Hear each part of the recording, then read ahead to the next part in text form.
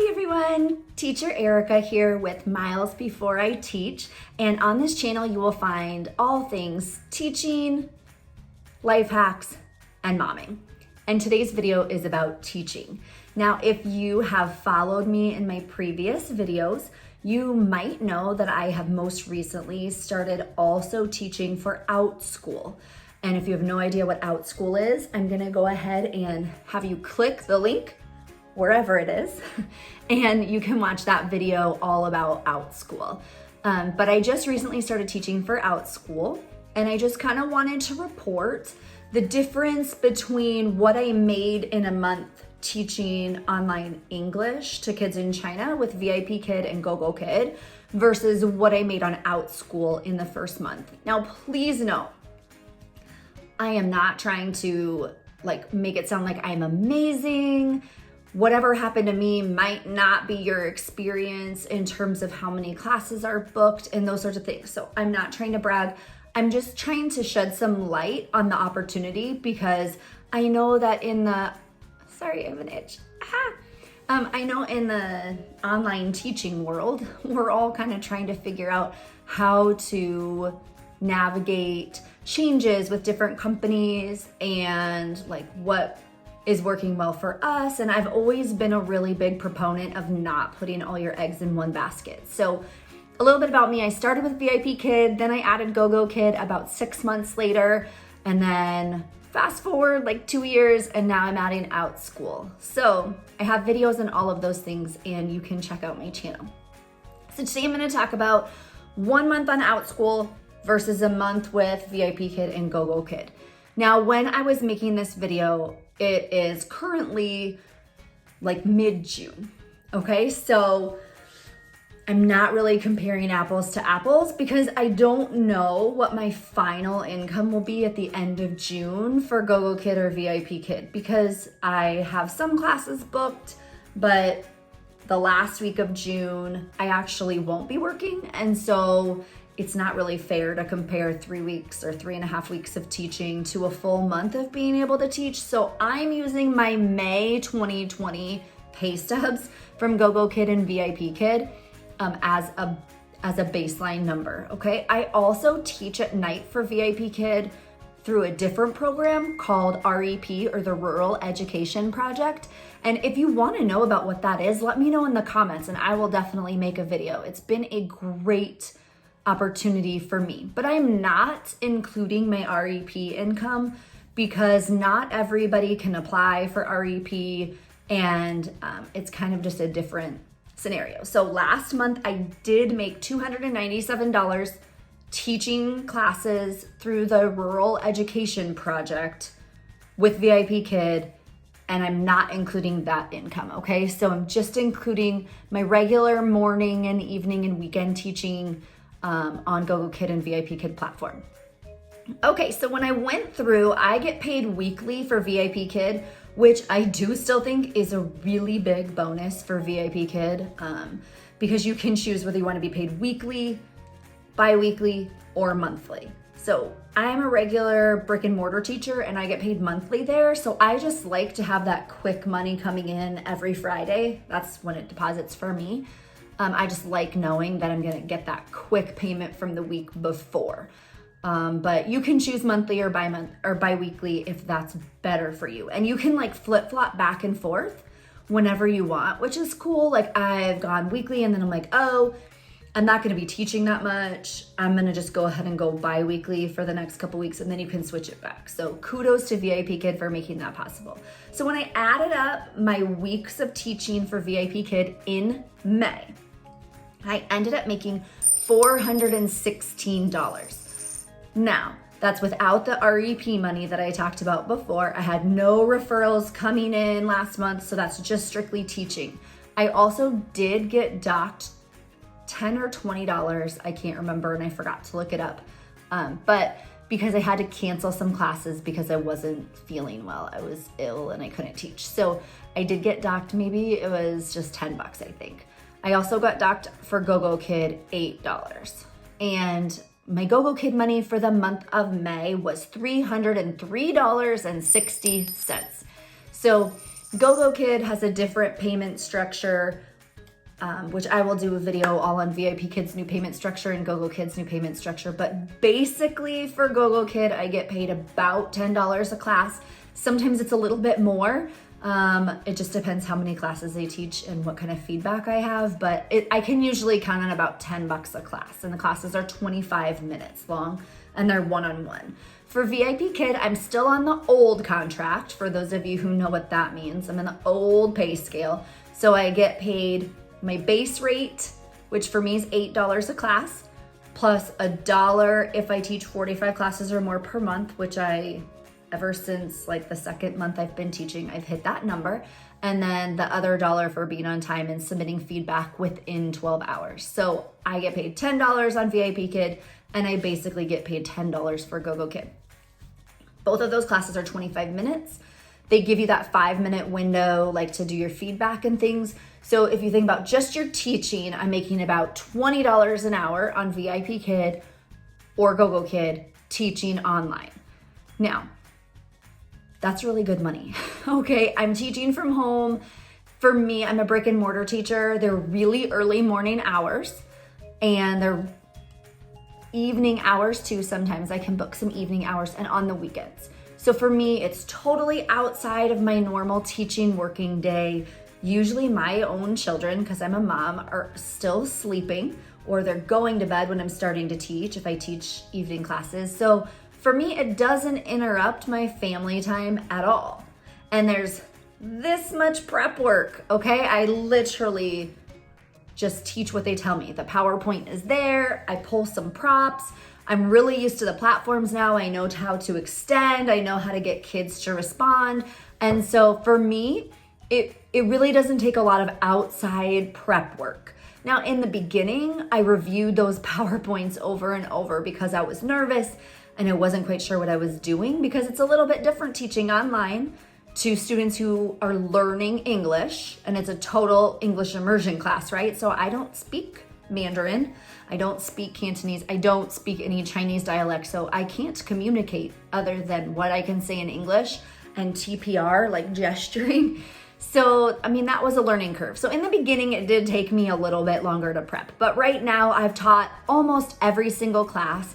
And the cool thing on GOGOKID, it doesn't do this, but on VipKid's platform, it tags it as a new class if you've never taught it before. So when I'm just looking the night before to see what classes I'm teaching, it just tells me, which I think like genius. Thank you, VipKid, for that. It tells me if it's a new student, and it tells me if it's a new class. So if I haven't taught that class, I definitely review the PowerPoint a little bit so I know what props to pull and what I need to do.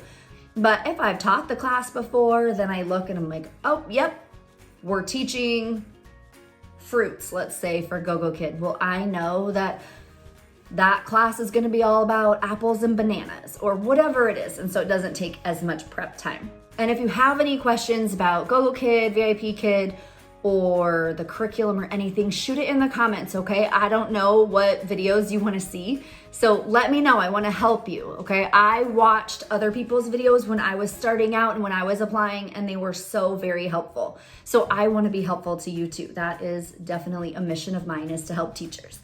Okay, so that was a lot of talking. $20 an hour for VipKid and GOGOKID, and for the month, together with VipKid and GOGOKID, I made $719.60. I know it's weird because of my pay on GOGOKID's a little bit different than just a flat $10. But like I said, roughly about $20 an hour, okay? I taught 36 hours.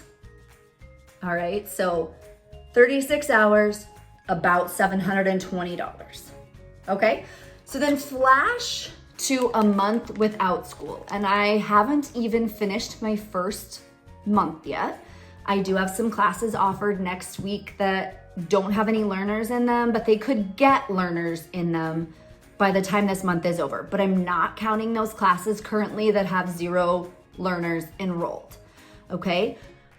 I started out teaching series classes, okay? So multi-day classes, that's what they're called. So my first one was a fiction class that met twice a week for 2 weeks. And then my second class that I offered was a dinosaur class, and that means twice a week for 4 weeks. Okay, and then I offered a one-time book club class, and I also have another session of that dinosaur class that starts the last week of June and goes into July. So I just took what that week's worth of pay would be. Does that make sense? So even though I'm teaching for 4 weeks, I'm not counting all 4 weeks of income because that wouldn't be fair. I am teaching some of those hours in July, right? So that wouldn't count. Now, the way Outschool pays is you get paid a week later or 7 to 10 days after you teach your course. So for my series course, I got paid a week after my first week of teaching that class. Okay, it was like 7 or 8 days later. So I've gotten paid for the first class, and then I got paid for my 4-week sessions of my dinosaur class, which went from the beginning of June to the end of June. I've not gotten paid yet for that last week of June dinosaur class. I will get paid, but I'm counting that in my income right now just to show you what a month's worth of teaching would add up to. So hopefully that makes sense. It makes sense in my head. Okay, I'm trying to compare apples to apples, even though I'm comparing May teaching online English and June teaching online Outschool, but I'm trying to keep it 30 days and 30 days so it's easier to see. Okay, so for my first class, that fiction series class that I had one learner, okay? Just one. And I didn't have to teach that class. Outschool does allow you to set a minimum number. And if you don't hit the minimum, you can choose to not teach the class and refund the money to the family. I didn't want to do that. It was my first class and I really just wanted to do a good job so I could get a review. And so I decided to teach that class, okay? It was half-hour sessions twice a week for 2 weeks. So I had 4 1.5-hour sessions and I charged $45 for that class for the learner.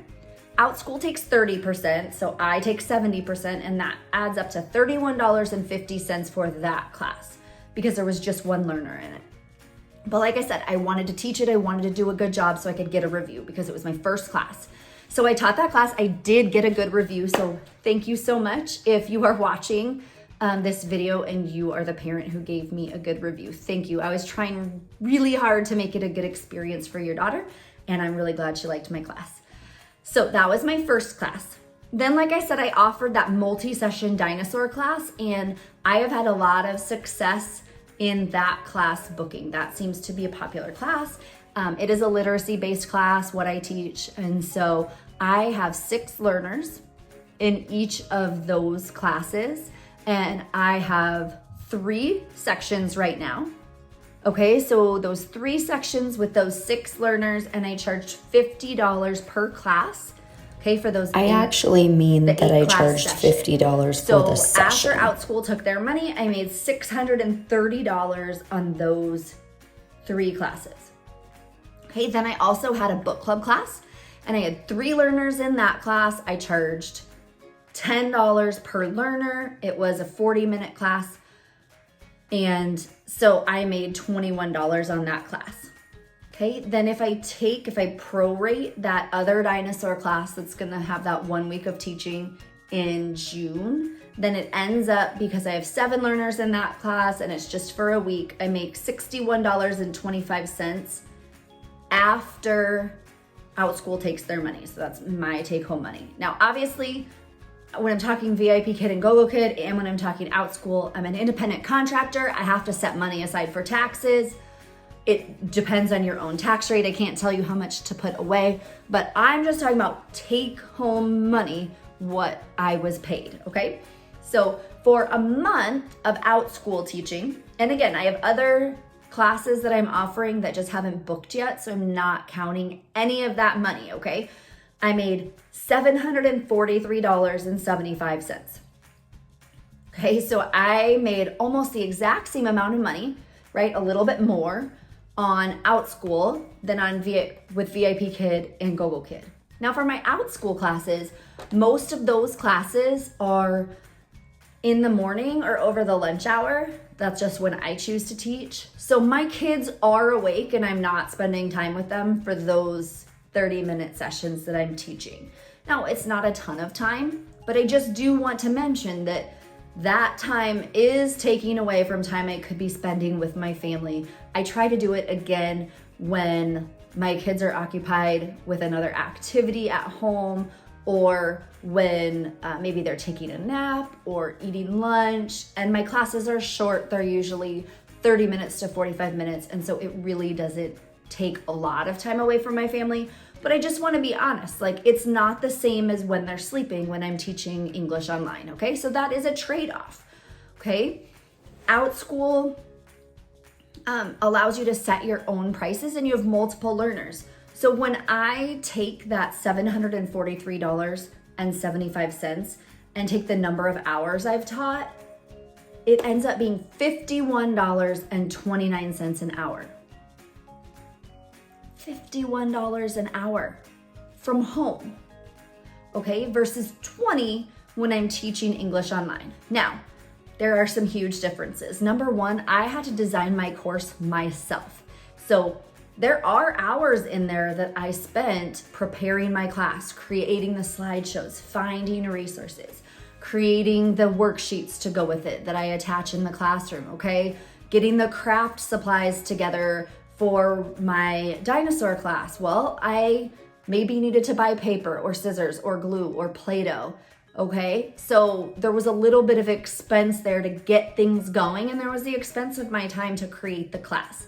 Whereas for VipKid and GOGOKID, I didn't have to create anything, I just showed up, okay? But friends, $50 an hour is pretty amazing at home, okay? Now, right now, I also have a class that's late at night. Now, the exciting thing for me about that is when I go back in the fall to teach in my brick and mortar classroom, assuming that we all open up, right? If you're watching this like years later, right now there's a pandemic and we were all remote learning for a really long time. But if I go back to actual like in-building teaching, I can't teach a class at 11 a.m. or at 9 a.m. anymore during the school year. But I can teach one at 8 p.m., which is where one of my classes is scheduled. And I have learners because I'm Central Time Zone, but there are people taking my class who are on the West Coast. There's someone in Hong Kong who's taking my class because in Outschool, they have a community of learners from all over the world. So when it's summer break here, school's in session in Australia. But when it's school in session here, it's summer break in Australia. So hopefully the learners will stay consistent. Now, again, this is my first month teaching for Outschool, but from what I've seen from other teachers and posts I've read and things of that nature, that, you know, it kind of stays fairly balanced. There are a couple months that are really busy, beginning of the school year, and I think in January, and then in the summer again. During this COVID crisis, they've seen a huge influx of learners. So, I mean, you never know what's going to happen with your bookings. You never know if someone's going to take your class or they're not. You never know how many people are going to sign up for your class. And those are things you can't control, but you can control what classes you're offering and making sure that all your eggs aren't in one basket, which is really what I've been trying to do with this online teaching. I love VipKid. They got me started. They gave me my first opportunity. I learned some skills. Then I applied with GOGOKID and my skills were a little bit better. And so I had a better base rate. You know, teaching for them for a while really made me comfortable with online teaching. And now I'm able to take that on and move to Outschool. Am I totally gonna leave VipKid and GOGOKID because my hourly rate is better in Outschool? No, I'm not. I still love teaching on those platforms. The hours are great for me during the school year. And I wanna make sure that I am not jumping one ship and going all in on the other one, because something could happen and then maybe Outschool isn't as profitable for me 3 years down the road. And so I just wanna make sure that I'm always open to good opportunities, but that I'm giving my best and doing my best in the opportunities that I'm keeping. So I don't want to teach 90 hours a week. I would be exhausted. and I don't think I would be as good of a teacher. So it's just a nice balance for me to do some Outschool where I don't have to wake up as early, and then do some GOGOKID and VIPKid. I have cut down on my hours for GOGOKID and VIPKid for a couple reasons. One, I was kind of burning the candle at both ends for the past 9 months, where I was teaching really early in the morning and really late at night, and my sleep was suffering, my health was suffering. I just wasn't taking care of myself very well, and I was kind of cranky because I wasn't sleeping. So I've decided that most days I don't teach those 3:30 and 4 and 4:30 a.m. slots like I was for many, many months. Right now I'm waking up about 5 or 5:30 and teaching the later slots because I can. And in the fall, I'll probably just pare it down where I'm waking up really early a couple days a week and teaching more classes in a row so I can get some additional sleep the other days. And I'll make sure I'm not teaching really late at night. Outschool gives me the opportunity to maybe teach a class when my kids have some sort of after school activity and they are busy doing that and I can teach. Whereas in China, the kids are sleeping then, and so I can't teach a class at 4 p.m. my time. So I just think it's great to have multiple opportunities. I am continuing to add more classes to my Outschool teaching offerings. I teach some reading classes, I have some math classes, I have some French classes because I have taken French for a really long time and lived in France. I will also put a link down here if you are interested in teaching for Outschool, or you're interested in having your student, your child join Outschool as a learner. My kids have taken some classes on Outschool as well and they've loved them. And if you use my link to sign up, you'll get a $20 credit for your first class, so you won't have to pay for it. You can kind of like try it before you buy it, which is awesome. So hopefully you found this video helpful. I know it was super long, and I really appreciate you hanging in there. If you haven't subscribed to my channel, please subscribe and click the notification bell. And I would love to hear from you in the comments. Let me know what you're looking for, what kind of information you would like, what would be helpful for you, okay? Remember, the world is small. From Beijing to the heartland, go Big Red.